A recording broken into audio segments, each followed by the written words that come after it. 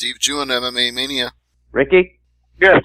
I have Steve Juan from MMA Mania on the line. Steve, how you doing? I'm doing good. How are you? I'm doing good, man. Excited.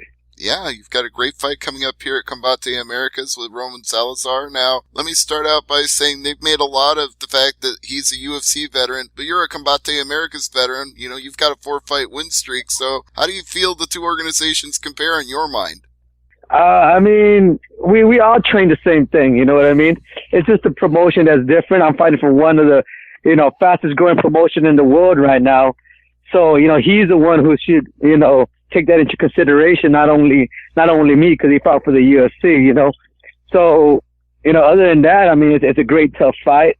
I'm excited and I'm ready. Do you feel like the fact that you have both a boxing and an MMA background will give you an advantage in the fight as a striker?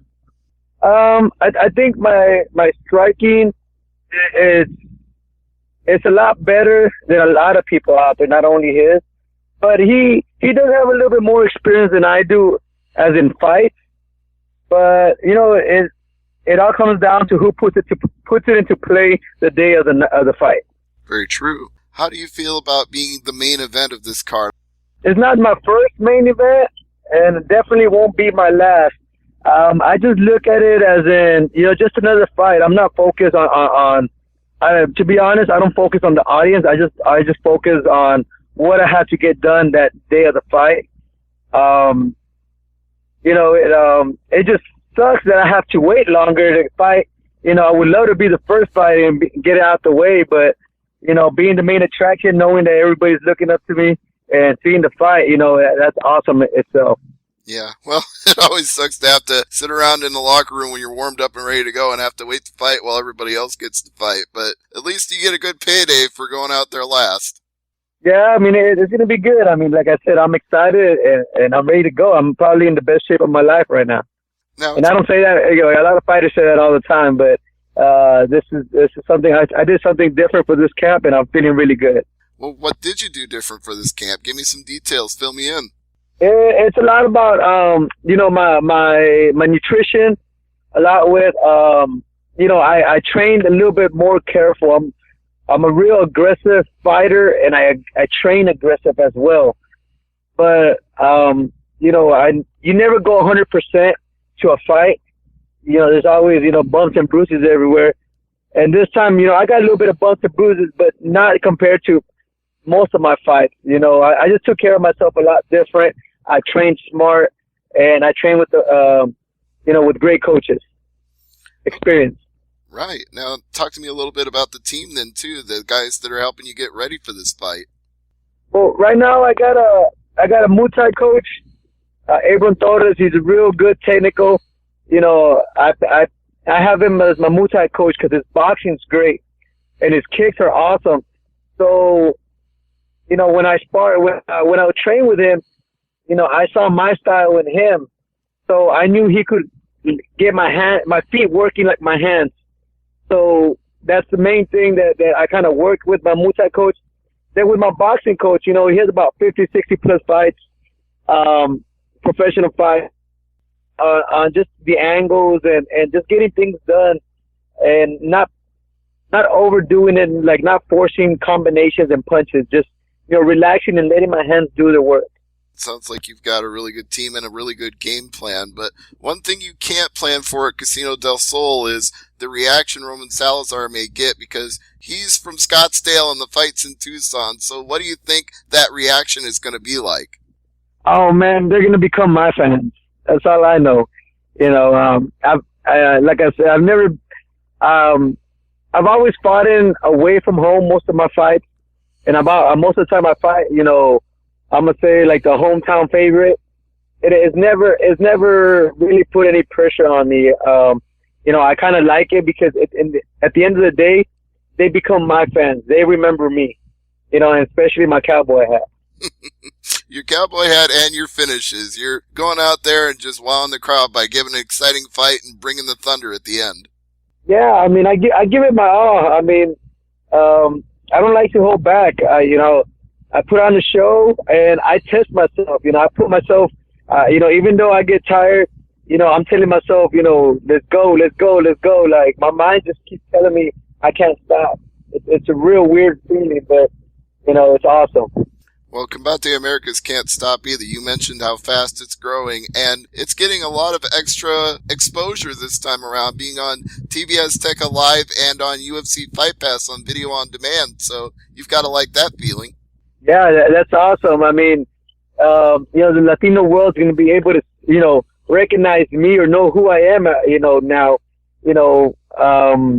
and I love that, especially, Mexicans, in Mexico, I love my Mexican culture. I love my Mexican family, my fans. So I'm able, my talent's able to expand and my image all over Mexico and the Latino world. Well, you're a Combate Americas veteran. You're doing very well, undefeated in La Walla. But at the same time, I know that with your talent, you've got to always be thinking, what else is out there for me? So how would you compare yourself to the bantamweights and other promotions that you could go up against in the future? How do I compare myself as in what? Like, say, if you got the opportunity to fight somebody like Cody Garbrandt, what would you think of that matchup?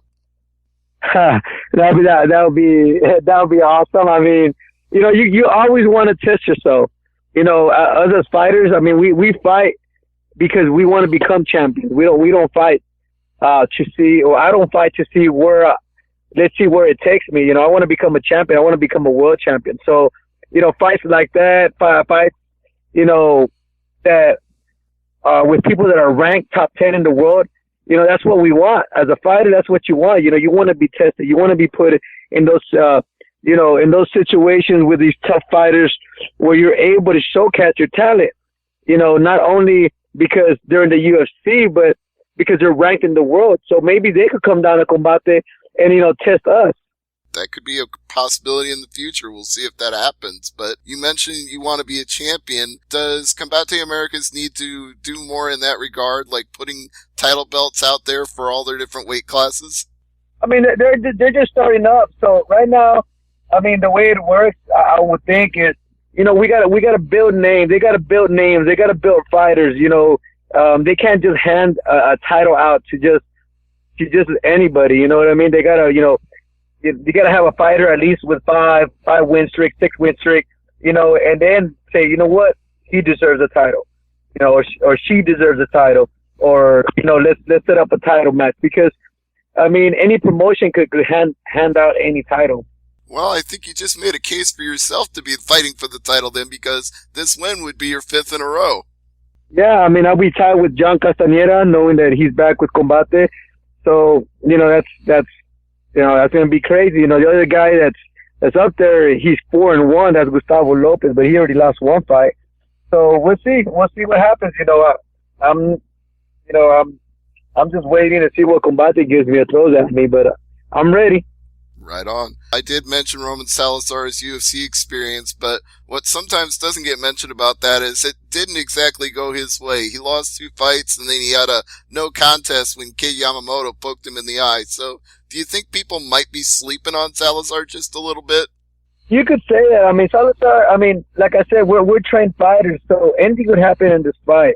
I'm not underestimating anybody or saying, he went to UFC, a fought and he lost. I mean, his record is 10-5-1, so he has a pretty good, good record. Now, it's not bad, but it's not great, but he has a good record. He's experienced. He's a good wrestler. So, you cannot overlook any opponent. And, my last opponent, he was tough as nails. I didn't expect him to take all those hits that he took and still kept on coming. So I can't underestimate him by his record or by his losses. No, that's true. You can't underestimate anybody in the cage. So it just comes to say that, that the record doesn't matter. You can't just go in there and say, oh, this guy is 2-1 or 1-3. I'm going to walk over this guy. Punch could change the fight, a takedown, a submission, a mistake. It could change the whole fight around. And by the time you know it, you'll be surprised just because you underestimated somebody and then you get into the loss instead of getting the victory, and, you just got to keep on training the way you got to train. Keep your mentality strong. Anything could happen, and just put yourself in training, in all these different situations, especially the bad situations where anything could happen, and train your butt off, because, the guy across the cage is training as hard as you are. Well, it doesn't sound like you're going to make that mistake of taking Roman Salazar lightly or not training any less hard for this fight. So I know it's going to be a barn burner here on the 20th, but before I let you go, Ricky, I want to give you some time so you can plug your sponsors and throw out any social media links you want. I want to give you the floor. Go ahead.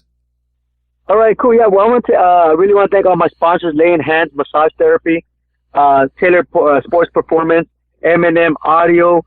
I got Vitamin Shake. I got Attorney. I got B&B Trucking. You know, if you guys want to, you know, keep up with me, El Gallero, Ricardo Gallero Palacios on Facebook, El Gallero 05 on Instagram, El Gallero 05 on Twitter. Most importantly, if you're living in the area or you can make it there, be there live for the show at Casino del Sol to witness a great main event between Ricky Palacios and Roman Salazar. Ricky, thank you for the time today and have a great fight. Thank you. Have a good one. Appreciate it.